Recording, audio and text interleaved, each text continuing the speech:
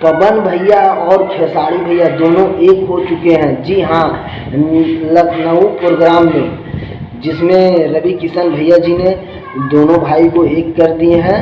तो प्लीज़ जितने भी हमारे वीडियो को देख रहे हैं, प्लीज़ आप लोगों दूर दूर तक शेयर कीजिए।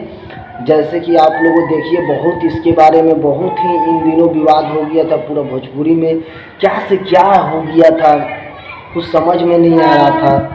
एक दूसरे को मार देना, पीट देना, यहाँ तक हो गया। तो इस विषय पे बातचीत हो चुका है। पवन भैया, खेसारी भैया सब एक हो गए हैं। तो प्लीज़ आप लोगों गाना सिर्फ सुनिए, आप लोगों फालतू का ध्यान मत दीजिए, कंट्रोवर्सी में आप लोगों प्लीज़ ना फंसे।